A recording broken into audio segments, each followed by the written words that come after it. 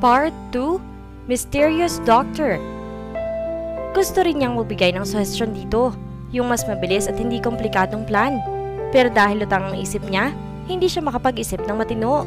Kaya naman hinayaan lang niya si Angela. Look who we have here! Anang nakakaitit ang boses sa pandinig niya. Napabuntong hininga pa muna siya bago nilingon ito. At hindi siya nagkamali. Si Ivan nga iyon. Isa sa mga agent din sa ahensya nila. Ivan doesn't like Miguel at ganoon din naman ang nararamdaman niya para dito. Galit ito sa kanya dahil mas pinapaboran siya ng boss nila. Sila lang ang may misyon at higit sa lahat, siya ang kasama ni Angela. Gusto ni Ivan si Angela at para kay Ivan, isa siyang tao na dapat pagselosan. Iniwasan niya makakasalubong ito dahil nauuwi ang lahat sa away. Kaya naman magkaiba ang departamento nilang dalawa. Dahil pareho silang may dalang baril, isang kalabit lang, puputok na pareho at magpapatayan.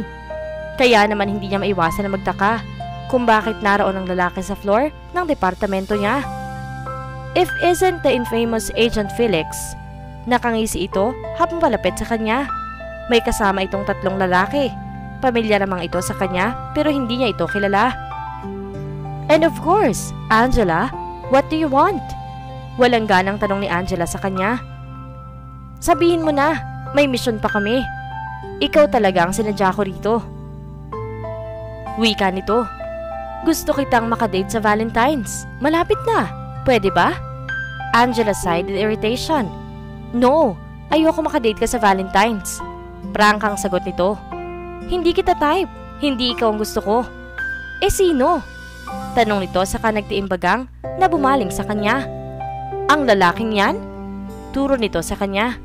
Ang tanong, gusto ka ba? Gusto ko bang kadate niyan? Huwag ka dyan sa babaero yan. Nangunot ang noon niya sa tinura nito. Paano nito nasabi na babaero siya? Samantalang hindi naman siya nakikipag-date sa kung sino-sino. Maliban na lang sa mga kapatid niya. What are you talking about?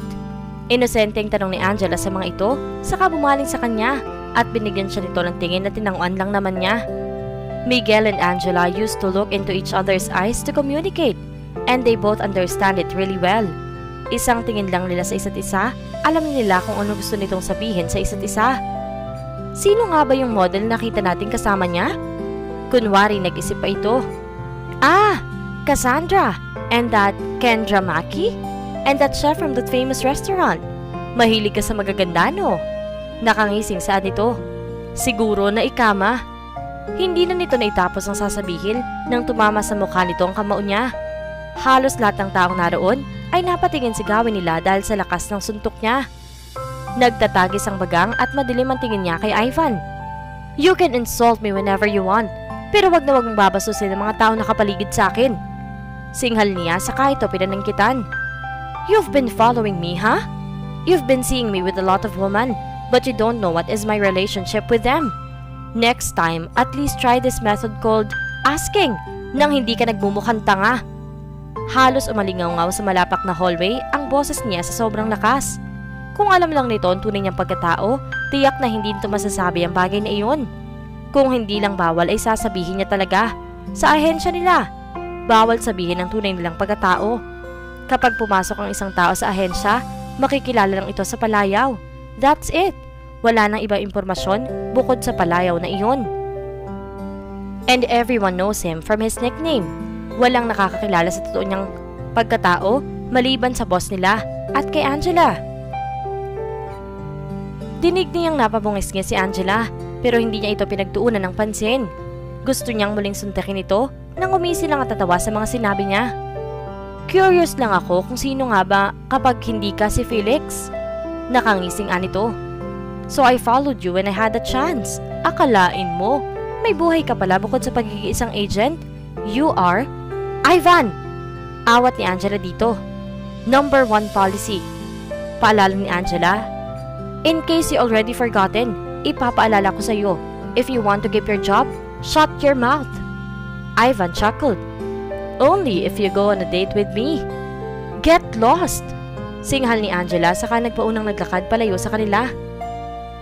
Good morning, sir. Bati ni Scarlett sa boss niya na makapasok siya sa opisina nito. Hindi niya alintana ang presensya ni Mika at ni Andrew na naroon din sa loob. Si Mika ay nakangisi sa kanya habang hindi naman makatingin diretso sa kanya si Andrew. Sobrang lapit na mga ito sa isa't isa. Gayunpaman, hindi siya nagpa-apekto sa dalawa. Naka-move on naman na siya at wala na sa kanya kung magdandian pang dalawa sa harap niya. Dahil sa nakangisi si Mika, talagang kinakabahan siya. Alam niyang may sinabi ito tungkol sa kanya sa boss niya. At sa uri ng tingin ng boss niya, tiyak niyang hindi maganda ang sumbong ng mga ito tungkol sa kanya. Pinatawag niyo raw po ako? Tanong niya sa boss, na prenteng nakaupo sa swivel chair at nakasiklop ang mga kamay. Saan ka nagpunta kahapon? Seryosong tanong nito sa kanya. Absent ako, pero hindi ibig sabihin nun na hindi ko alam ang bawat galaw ng bawat isa sa inyo. Anito saka bumaling sa dalawa pang naroon. You may go. Yes sir. Ani Mika saka bumaling sa kanya. Good luck. Nakangisi nitong sambit saka naglakad palabas. Sinundan naman ito ni Andrew, na ilag pa rin ang tingin sa kanya. Where have you been? Tanong nito, pero nag-iba na ang tono ng pananalita. Naging malambot na, at natitiyak niyang may iba na naman itong takay sa kanya. Matiim pa rin ang tingin sa kanya, nang tumayo ito at lumapit sa kanya. Kulay abong buhok nito, may hikaw ang tenga at mukhang sindikatong itsura. Gwapo naman ito kung tutuusin. Ang kaso, ayaw niya sa mga bad boy ang itsura. Gusto niya yung malinis sa katawan. Walang tattoo, walang kulay ang buhok, alam ang salitang maguno, hindi bastos kausap, at higit sa lahat, yung hindi mayabang. Just like Miguel. Simula na magtrabaho siya sa kumpanya nito, palagi siya nitong niyayain na makapag-date sa kanya. Kahit alam naman itong kasintahan pa niya si Andrew, ay wala itong pakialam. Lagi niyang iniiwasan ng mga sandaling silang dalawa lang sa opisina, dahil natatakot siya na baka bastusin siya nito. She was just a woman, and she is weak physically. Hindi siya makakapalag kung sakali. Alam mo naman na ayokong pinagagalitan ka, di ba? Anito. Napaatras siya dahil sobrang lapit na ito sa kanya at maaamoy na niya ang hininga nito. Ang isang magandang babae na kagaya mo, hindi dapat pinapagalitan. Ikaw ang tipo ng babae na iniingatan. Muli, napaatras siya na nagtangka itong hawakan siya sa pisngi. Sir? Abot-abot ang kaba niya nang mas lumapit pa ito sa kanya. Not too close, sir. Aniya nang may diin. Why? He said huskily. I like getting close with you. You're beautiful, sexy, and you smell good. Sir? She is gritting her teeth already. Ang kanyang kamay nakayukom na at anumang oras ay masusuntok na niya ito. I'm your secretary, sir. It's your #1 rule. No flirting with your employee. He chuckled. Do you want to get promoted then? Tanong nito sa kaumatras. Fine, I'll promote you, but only if you give yourself to me. Mas lalo niyang ikinayom ang kanyang kamao at galit na nakatingin sa kanyang boss. Tataasan ko pa ang sahod mo. Deal? Sir, hindi ko po kailangan mo-promote at kahit mababa ang sahod ko. Palaban niyang ani. Hindi ho ako nagbebenta ng kaluluwa. I'd rather starve to death than being one of your toys, sir. Saad niya sa peking umiti. So if you have nothing else to say, I guess I have to go, sir. He chuckled sarcastically. What a brave woman we have here. Anito, mas nananaig tuloy ang kagustuhan kong maangkin ka. Wika nito sa kasumeryosong mukha. From now on, if you're going to leave this company without my permission or without me knowing it, I will fire you. Hindi na niya sinagot pa ang boss niya at umalis na lang siya. Nang makalabas, saka lang siya nakahinga ng maluag. Doon lang nang hinang tuhod niya. Akala kasi niya, mamamatay na siya kanina sa loob. At gusto niyang matawa dahil hindi niya alam kung saan nanggaling ang tapang niya kanina. Sinagot lang naman niya ang boss niya at hindi na siya magtataka kung bukas makalawa, masisante na siya. Talagang hindi ka titigil na may ka na yan sa kumpanya niyo hanggat hindi ka napapaalis. Gigil na saad ng kaibigang si Liam nang ikwento niya sa mga ito ang nangyari sa loob. Nako, mapapatay ko talagang babaeng yan. Pasalamat siya at kahit di ko siya nakikita. Kung nakita ko siya, sasabunutan ko talaga siya. Nasa cafeteria na sila at nanananghalian ang oras na iyon. So, anong sinabi ng gwapo nating boss sa'yo? Kinikilig na naman na tanong ni Chad. For sure, niyaya ka na naman ng date noon. My God! Kung akong yayayain, go agad ako. Hoy, huwag kang ambisyosa. Singhal naman Liam. Tanggalin mo muna yung mga kulugos sa mukha mo bago ka mangarap ng gising. Baklang to, Mangangarap na rin lang dun pa sa imposible. Hindi lang naman ako. Sumbat naman ni Chad saka bumaling sa kanya. Siya din. She just snorted. At least siya maganda. Makinis ang balat. Saad naman ni Liam. Ikaw? Nga. Yung mukha mo mukhang sementong hindi napinas na sobrang rough. Hindi ko alam kung tao ka ba o scrub ng tao. Makalait kang baklang to. Kala mo walang kapintasan ah. Mataray na ani naman ni Chad. Natatawang pinanood na lang niya mga kaibigan. Hoy, if I know, kaya ka iniwan ng jowa mo dahil amoy ka na lang bunganga mo. Baka naman di nagtututbrush yung ginagamot mo. Baka toothbrush yung anidoro. At least ako nagka-jowa. Hindi nga lang ang problema sa akin, hindi mukha. Angin ni Liam. Yung akin, kaya pang ayusin. Yang sayo, malabo pa sa blurred. Anito sa kaumirap. Hindi na lamang niya pinansin ang dalawa. Kumain na lang siya at nag-isip kung paano niya makikita si Eros na hindi siya matatanggal sa trabaho. She sighed and started to think. Ikaw na! Inis na sambit ni Chad sa kanya na makarating sila sa ospital. Ikaw na talaga mag-e-effort magising na madaling araw pa lang. Para dalawin ng doktor na yon. Ikaw na talaga. Tinatanawan lang niya ito. At tulad ng kagawian niya, ibinili niya ng kape si Miguel at Leia. Hindi lang kape. Nagluto din siya ng paborito nitong sisig at pakbet. Kung hindi na niya makikita ang binata sa umaga, siguro sa madaling araw na lang niya ibibisitahin. Para naman buo ang araw niya na pumasok sa trabaho, kahit na may mga buwisit sa buhay niya. Kahit sino namang obsessed na babae, hindi gagawin ang ginagawa mo. Anito habang nakasimangot. Dinamay mo pa ako. Bakit hindi na lang si Liam ang ginising mo? Mas malapit ka eh. Sagot niya sa kaibigan na mukhang inaantok pa. Hayaan mo, half of my salary sa'yo. Chad snorted. Kahit buong salary mo pa ang bigay mo sa akin, hindi ako papayag kung kapalit naman nun ang beauty rest ko. Anito saka siya inirapan. Dalian mo na para makauwi na tayo. Parang babawi ko ng tulog ko. Natatawang napailing na lang siya sa kaibigan. His friend and his beauty rest. Nasa hallway pa lang sila nang matanaw niya si Miguel na naglalakad. Nakita lang niya ito. Pero grabe, ang bilis na ng tibok ng puso niya. Sa clipboard ito nakatingin. Pero parang nalulusaw na siya sa presensya nito. Napupugto ang hininga niya sa tuwing hahakbang ito. At alam niyang magkakasalubong niya ito anumang sandali. Hindi niya inakalang magroronda ito ng ganun kaaga. Hindi tuloy niya maiwasang tanungin ng sarili kung natutulog pa ba ito. Mukha naman kasing hindi puyat o inaantok. Pasimple niyang hinawakan tagiliran niya para kapain kung naroon pa ang panty niya. Makalaglag panty ang aking kagwapuhan ito. Hindi rin niya maiwasang mapalunok habang pinakatitigan na matipuno nitong katawan. Kahit na naka-lab coat, mahahalata pa rin ang tindig nito. Napakalinis ito sa katawan. Walang hikaw, walang tattoo, walang kulay ang buhok.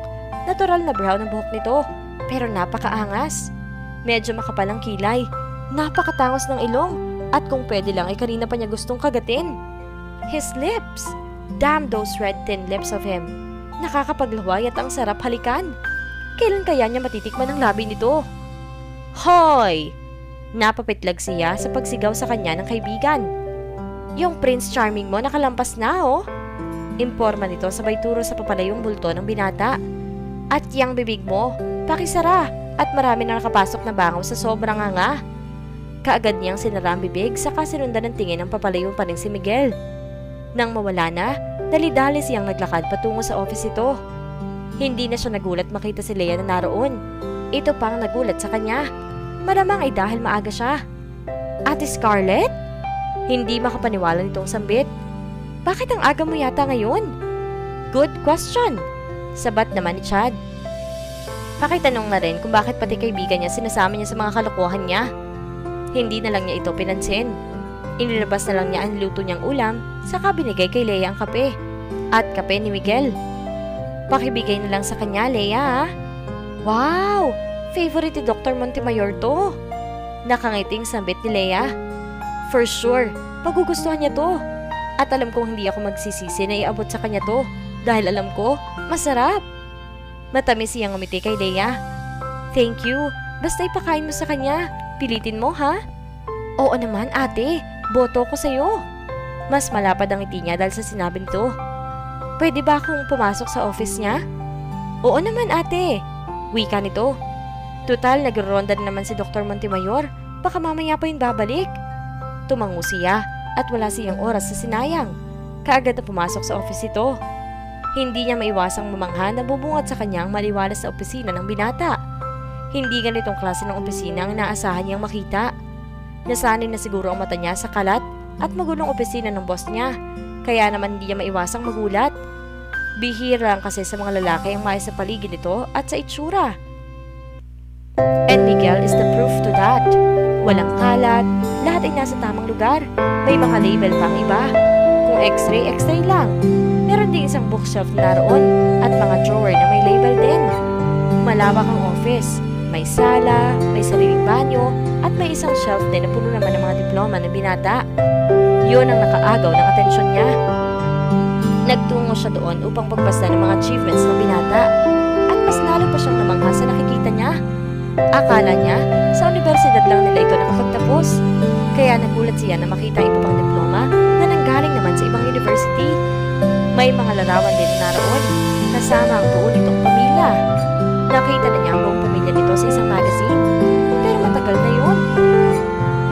Simula nang hindi na niya nakita ang binata doon, hindi na siya bumili. Nangunot ang noon niya na marinig ang kaibigan mula sa labas ng opisina. May gwapo! May gwapo! Mas lalong lumalim ang gatla ng noon niya, kaya naman naglakad siya sa pintuan. Ngunit agad ding huminto nang marinig ang boses ni Miguel. Mula doon, dahilan para kumabog ng malakas ang dibdib niya. Tuloy nataranta siya at pabaling-baling. Hindi niya alam kung saan siya magtatago. At this early, may appointment ka sa akin? Dinig niyang tanong ng binata, malamang sa kaibigan niya. Napasend ka ng appointment na ganito kaaga, Lea? Yes, Doc. Kasi may trabaho ko mamayang 5 hanggang 10 ng gabi. Ang kaibigan niya sumugot dito. Kaya ngayon ako nag-set ng appointment ko. Pagsisinungaling ng kaibigan. Siya naman ay kagadlabing naghahanap ng mapapagtaguan. Hindi niya alam kung saan magtatago. At napapamura na lang siya kapag hindi siya nagkakasya sa pagtataguan. Okay, come into my office and let's talk about your problem. Fuck! Mulat niya. Oh my God, I am doomed. Nanlaki ang mga mata niya at grabing kabang nararamdaman niya. She has no choice left but to hide under his desk table. Saktong pagtago niya ang pagbukas naman ng pinto. Have a seat. Dinig niya ang sambit ni Miguel. Dinig rin niya ang papalapit nitong yakap at napatras siya na bahagya nitong umupo sa upuan. Dahil nasa ilalim siya nito, katapat na mukha niya nakabukakang hita ng binata. Mariin niyang naipikit ang mga mata at pinapalalangin na sana ay hindi na ito mabante pa ng husto dahil kung hindi, tatamaan ng tuhod ito mukha niya. What can I do for you, Mr. Chad na lang po, Doc? Nangunot ang noon niya na marinig kung gaano nang aakit ang boses si Chad sa binata. At dahil nasa malapit niya rin ang kaibigan, nakikita niya ang paa nito. Kinurot niya ang kaibigan. Aray! Daing nito. Why? Tanong ng binata. Sanang masakit. Ano kasi? Yung mukha ko. Oo, masakit. Pagdadahilan nito. So, what can I do for you? Muling tanong ng binata sa kaibigan. Ipapaayos mo ba mukha mo? Pwede ba? Well, kung yun ang problema mo, hindi akong kailangan mo. Ani Miguel sa katumayo. I will recommend you to someone I know, a dermatologist. Nagulat siya nang biglang hampasin ni Chad gamit ang kamay ang nasa mesa at sakto pa sa bandang ulo niya. Tinakpan niya ang bibig niya para hindi mapadaing sa lakas ng hampas ng kaibigan. Ano bang problema niyo sa mukha ko? Sigaw nito sa binata, pero hindi yung galit na sigaw. Alam niyang umaarte lang ito. Ang sakit mo namang magsalita. Sambit nito sa kakunwari may humihikbi. Wala naman akong sinabing masama. Nagtatakang sambit ng binata. Mas maganda ng dermatologist kaysa sa isang surgeon. At least nawawala pang mga... Napahinto ito saglit. Ano bang nasa mukha ko? She sighed in annoyance when she heard Chad fake cry again. Animoy nasaktan nito sa sinabi ng binata. I cannot take it anymore. You can insult me but not my face. You can forget me but not them. Hindi niya nakikita ang mukha nito, pero alam niyang maraming pimples ang tinutukoy nito. Goodbye! Hahanap lang ako ng tatanggap sa akin. Che! And for those people who is hiding out here, goodbye! Dinig niya ang pagmamarcha nito palabas at halos mapaigtad siya sa lakas ng pagsara nito ng pinto. Napamaang si Miguel habang nakatitig pa rin ang nilabas ang pinto ng isang lalaki, or should he say, a gay. Ngayon, nagsisisi siya na bumalik siya sa opisina niya. Kung hindi lang niya naiwan ang stethoscope niya, hindi siya babalik at makakatagpo ng isang weirdong bakla. Napabuntong hininga lang siya at pinapanalangin niya na sana'y wala na siyang ma-encounter pa na mas weirdo sa isang yun. He'd rather fight combat to combat than arguing with weird people. Tatayo sana siya para kausapin ang sekretarya niyang si Leia nang muling mapahinto nang may madinig siya na daing sa ilalim ng mesa niya. Kunot noo at dahan-dahan siyang yumuko para tingnan kung anong nandoon. At namilog ang kanyang mga mata na makita ang isang maganda at pamilyar na babae sa kanya, dahilan para mapatayo siya sa gulat. Shit! Mura niya saka mabilis na umatras at naisama pa niya ang swivel chair niya sa pag-atras. You! Turo niya sa baba na dahan-dahang lumalabas sa ilalim ng mesa niya. Anong ginagawa mo dito? Humiti lang ito na parang aso at nang tumayo, pinagpagpa ang sarili. Nagtatagis ang bagang niya na nakatingin sa babaeng kaharap. Paano? Then, realization hit him. Naalala niyang sinabi kanina ng bakla. You and that! Anong ginagawa mo rito? Matamis itong umiti sa kanya. I'm just passing by. That's all. Passing by? In my office? He said that in sarcasm. Alam mo bang pwede kitang kasuhan dahil sa pagpasok mo sa office ko nang walang hep hep hep? Pigil ang dalaga sa kanya. Nagpaalam ako na pumasok sa office mo. Anito saka wala hiyahiyang umupo sa visitor's chair. Kahit tanong mo pa sa sekretarya mo. Get out in my office. Now! Utos niya dito saka tinuro ang pinto. I don't want to see you coming here ever again. Hindi pa niya natapos na sasabihin na biglang bumukas ang pinto at pumasok din si Carla kasama ang dalawa pang doktor. Matalim ang tingin nito na bumaling sa dalagang kasama. Siya na ba ang girlfriend na sinasabi mo? Tiimpagang nitong habang tanong at nakakross ang kamay. Fuck! Mura niya sa isip niya. Bakit nga ba niya nakalimutan kakasabi ng niya rito na may girlfriend na siya at darating ngayon? Sinabi lang naman niya yun para lubayan na siya nito kahit ngayon lang. He sighed then was about to say no, pero natupo niya ulit ang bibig. Nagdadalawang isip siya.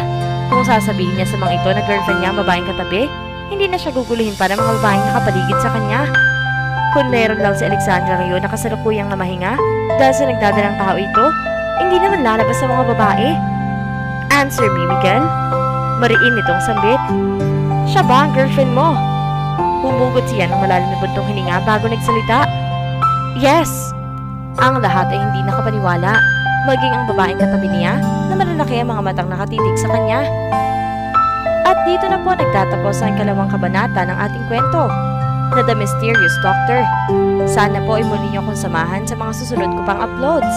Maraming salamat po!